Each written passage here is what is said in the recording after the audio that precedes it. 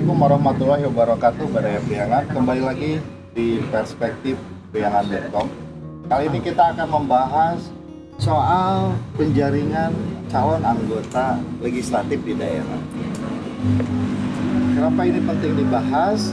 Karena tidak sedikit konon kabarnya anggota dewan yang sudah terpilih duduk di legislatif, ada yang katanya tidak pernah disada, tidak pernah berbicara sedikit pun sejak dari anggota dewan sampai berakhir, konon kabar. Atau ada anggota dewan yang dia tidak mau memahami kinerjanya dan apa yang mesti dia lakukan. Ini adalah fenomena yang menarik. Karena apa? Karena tidak kurang dari 1.000 orang nih.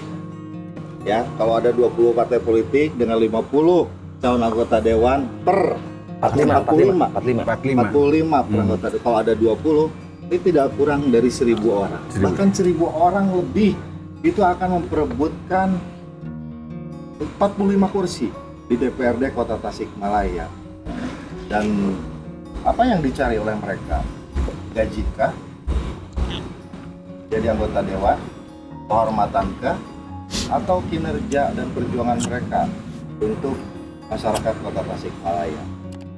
Ini akan sangat tergantung dari cara partai politik rekrut calon anggota dewan. Kita akan membahasnya bersama Kang Dede Muharam dari Partai Keadilan Sejahtera, Kang Muslim dari PDI Perjuangan Kota Tasikmalaya, Kang Wahid dari PKB Kota Tasikmalaya, dan kita ditemani oleh Kang Basuki Rahmat, akademisi dari STIA Tasik. Dari siapa dulu nih? Gimana merekrut anggota dewan? Ya. Apakah faktor pengetahuan atau apa namanya soal kapasitas, integritas, dan tentu isitas atau uang, mana yang paling titik berat dari tiga itu? Terima kasih Pak Majir.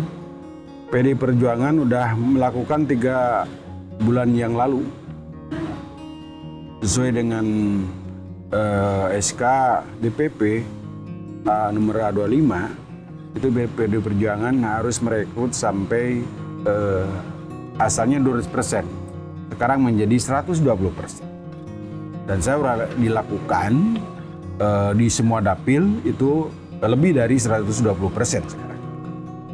Itu secara terbuka dan juga bisa langsung online itu kan. Ada khusus lah gitu kan ya. Di media udah diberitahukan bahwa PDI Perjuangan sudah merekrut. Siapa saja yang bisa masuk ya? Itu ya yang paling utamanya adalah persyaratan. Yang pertama persyaratan dari sekolah gitu kan ya. Ya, pendidikannya ya minimal SMA lah. Berarti dari PDI sendiri ada 450 orang. Ya, 120. Iya. Kader yang siap 45 kali. Ya, hampir 60-an ya. 60-an. 45. Minimal 45 tapi sekarang udah 120%. Berarti kita 60-an lah, 60-an sampai 70-an. Itu pendidikan dari yang terendah SMA itu udah masuk. Ada yang dokter, ada yang apalah gitu kan. Ya ada yang ibu rumah tangga, itu bermacam-macam. Dan langsung dilakukan psikotest untuk ya mengetes kejiwaannya seperti apa gitu kan. Ya takutnya Nubelo ya itu kan ya dites. Melakukan tes semua masuk dan gratis juga, tinggal tes aja yang bayar secara online. Yang tes siapa? DPP langsung, dari DPP melakukan psikotest. Jadi PDI Perjuangan walaupun bulan Maret nanti pileg udah siap. Nanti diwawancara satu persatu. Ya, untuk menentukan nomor, kalau KSB itu pasti nomor 1 gitu kan. Yang lainnya scoring.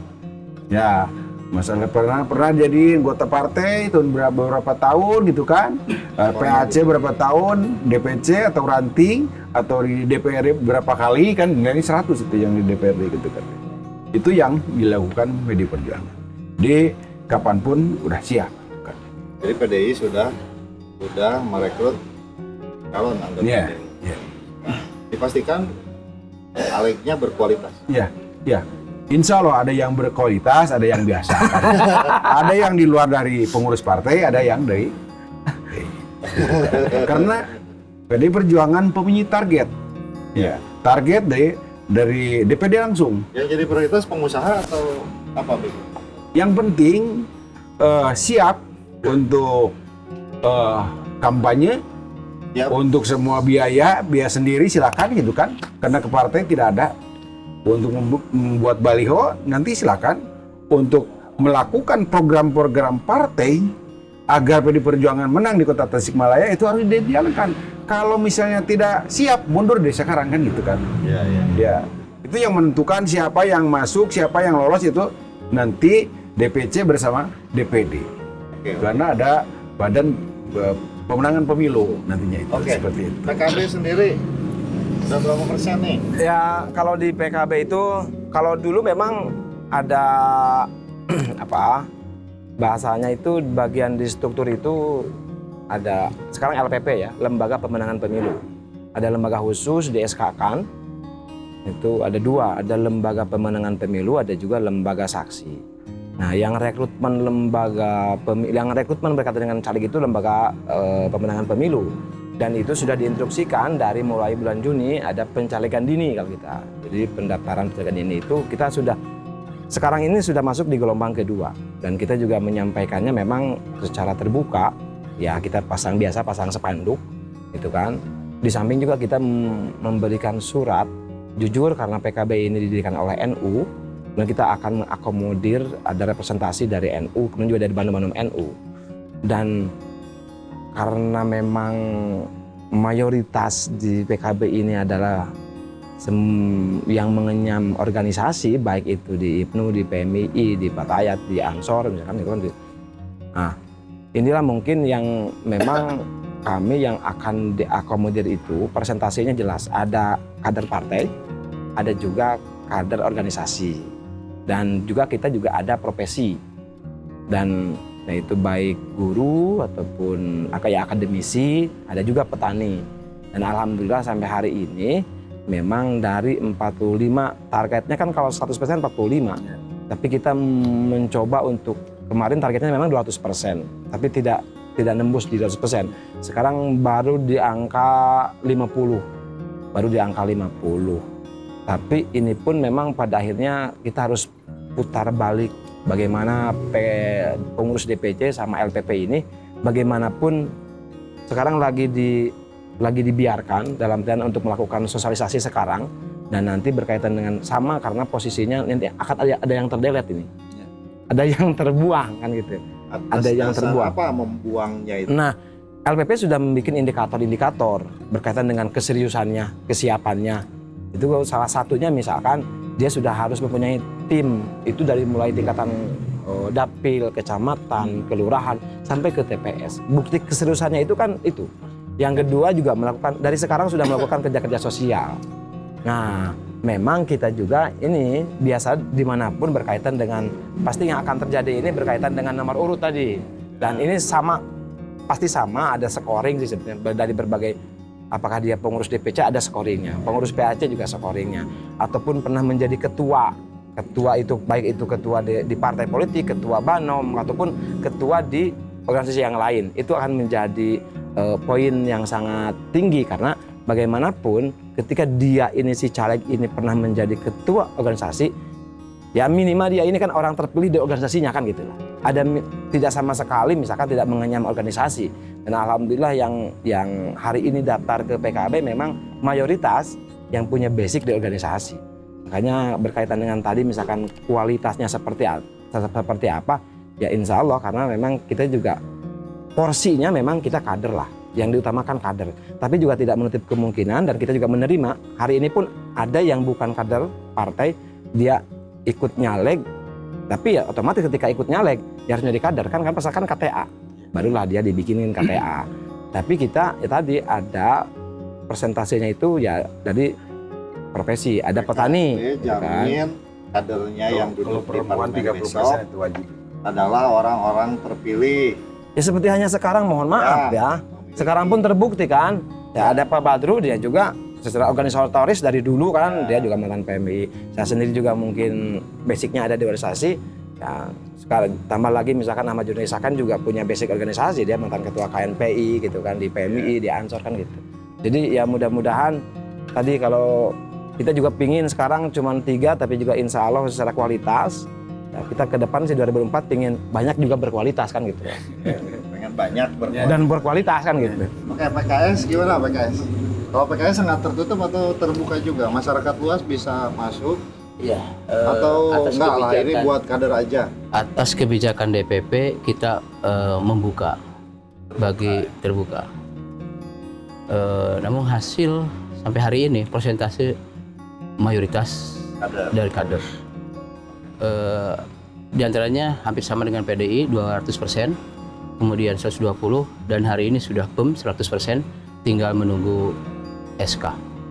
Salah satu di antara presentasinya dari caleg itu 30% perempuan, Iya. 15% adalah milenial. Milenial. Itu. Ketika tidak ada milenial dikembalikan oleh DPP.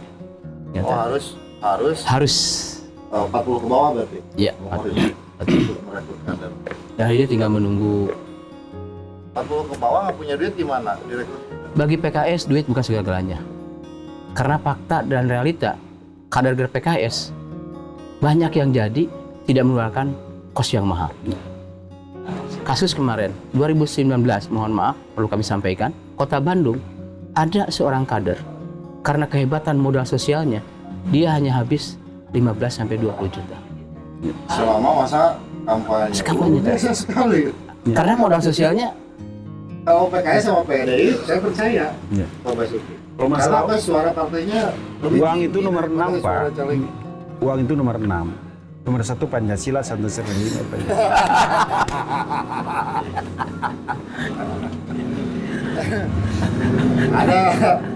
ada ini nggak ada ukuran apa rekening misalkan di partai politik ada nggak sih? Enggak ada. Aku pengen jadi caleg nih.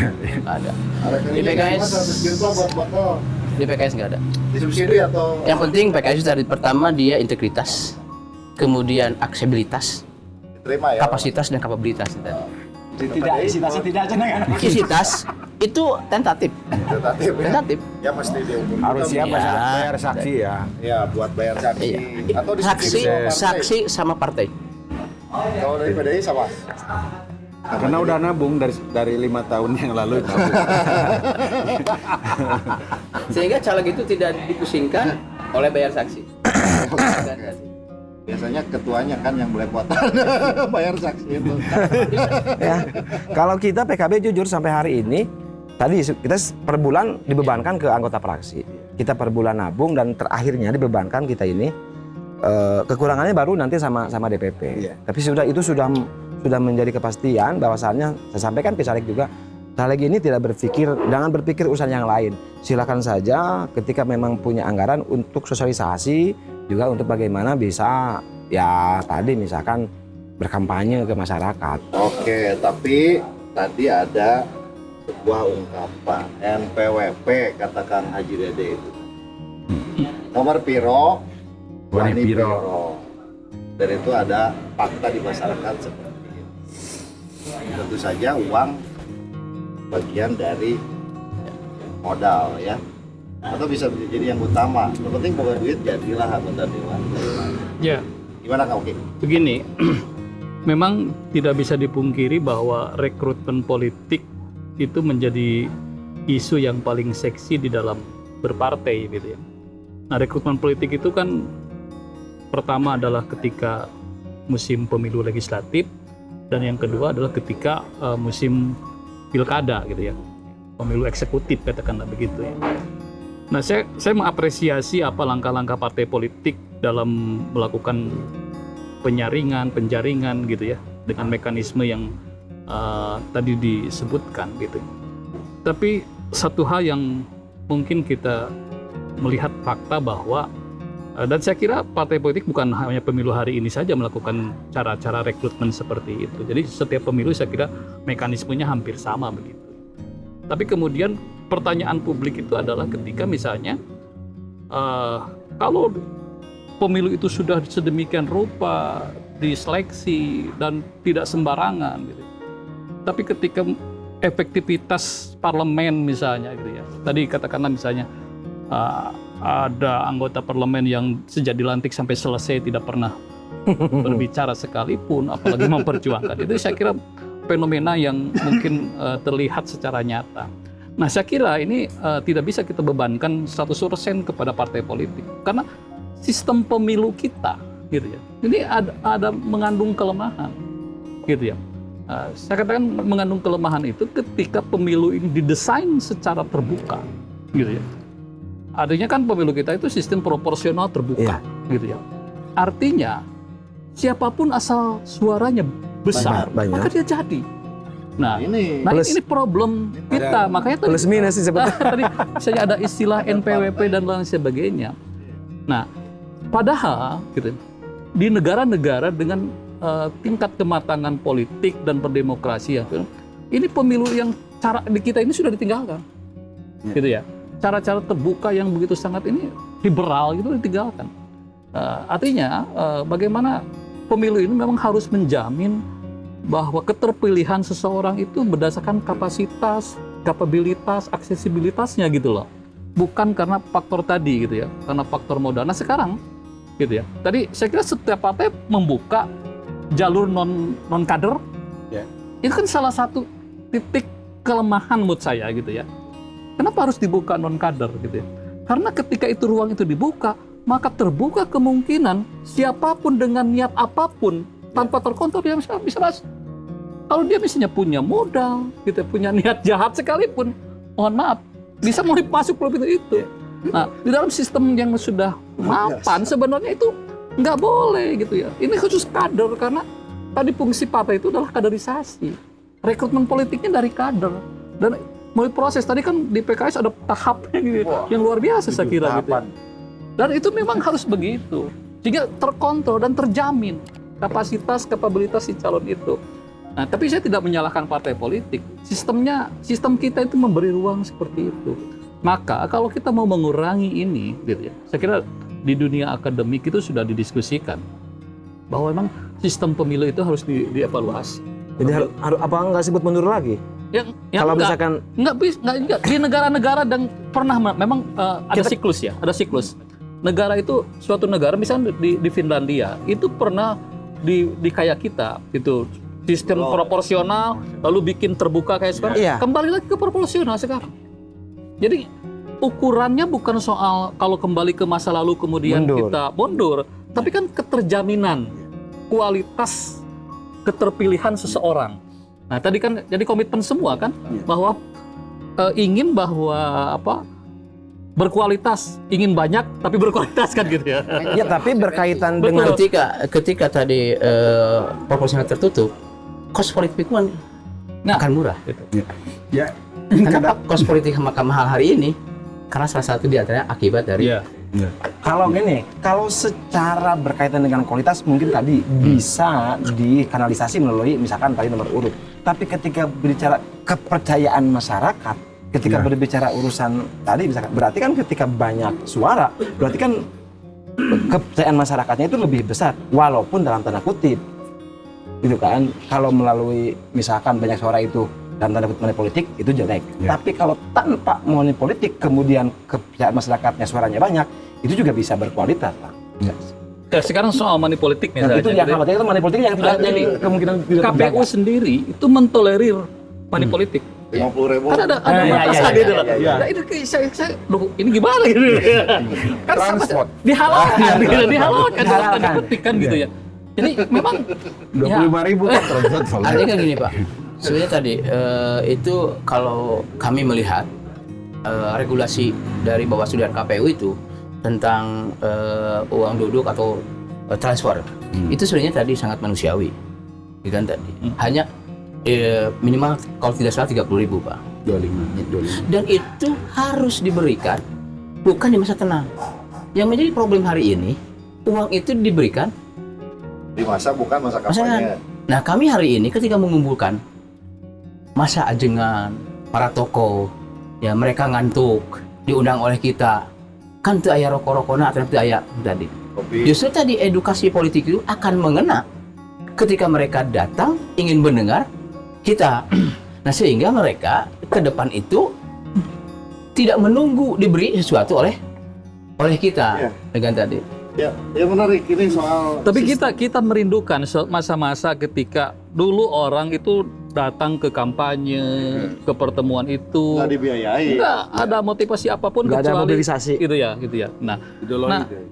sangat ideologis betul. Nah, sekarang gitu ya, ini, kenapa partai-partai kita sangat kurang sekali gitu ya dari sisi mengedepankan ideologi partainya. Apakah keterbukaan ini melemahkan posisi partai sendiri sebenarnya?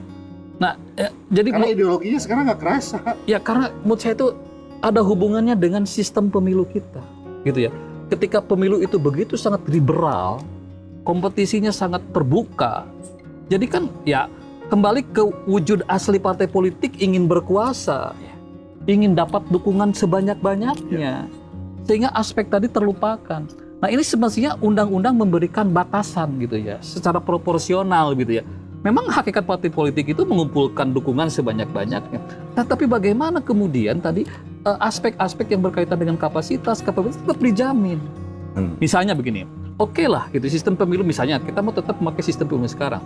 Coba misalnya diperketat dalam sisi persyaratan menjadi calon. Sekarang kan S1 tadi pendidikan misalnya. Nah, kemudian juga saya kira apakah hari ini masih mencantumkan nggak persyaratan bahwa seseorang untuk menjadi calon anggota itu harus berpengalaman di dalam politik dan pemerintahan? Nggak ada itu sekarang. Nggak ada. Coba kalau itu dimasukkan menjadi poin, gitu ya. Misalnya tadi, apa yang dimaksud dengan berpengalaman dalam politik dan pemerintahan? Pernah berorganisasi di tingkat apa? Itu menjadi syarat. Nah, jadi ketika itu tidak ada, gitu ya, ya itulah barangkali gitu ya, membuat para penumpang gelap masuk gitu loh gitu ya. Dan saya yakin itu akan menyulitkan partai politik. Karena maksudnya kan basic Karena partai politik juga butuh penumpang gelap. Nah, iya. Baik, pembahasan yang menarik soal rekrutmen calon anggota legislatif yang ada di 3 partai setidaknya masyarakat ini sekaligus sosialisasi saja dari 3 partai ini. Tapi ada satu catatan yang menarik tadi disampaikan bahwa ada persoalan sistemik dalam menjaring ataupun dalam konteks demokrasi hari ini, sehingga kita tidak lagi partai politik, masyarakat menghadapi partai politik itu tidak seantusias masa lalu yang masyarakat bergotong royong memberikan sesuatu untuk partai politik, bahkan bikin kaos sendiri, nyablon sendiri kan. kaos sendiri, nyablon sendiri, ke jalan gitu kan, kampanye happy gitu ya. Di mall gitu. Mau kakak Haji Sekarang- kakak pulang kan. Sekarang ada istilah tadi, dengan keterbukaan sekarang itu ada istilah nomor piro wani piro, karena masyarakat tampaknya sudah apatis dan sedikit tidak memahami ideologi partai politik. Mudah-mudahan ini jadi evaluasi kita bersama. Mudah-mudahan nih kader-kader yang disiapkan oleh partai politik, kader terbaik yang bisa minimal berbicara, gitu ya. Kalau tidak berbicara dari mulai dilantik sampai akhir kan kebangetan. Tapi itu ada. Itu bukan parlemen atau kalau gitu mah. Kan ada itu. Ada yang tidak ngomong dari mulai dilantik sampai selesai masa jabatan. Mungkin Apalagi dalam mau hati berjuang. bicaranya. Karena ya dari hati ke hati. Kita akan bahas lagi, ketemu lagi dengan isu yang lebih menarik lagi. Terima kasih. Assalamualaikum warahmatullahi wabarakatuh. Waalaikumsalam. Jadi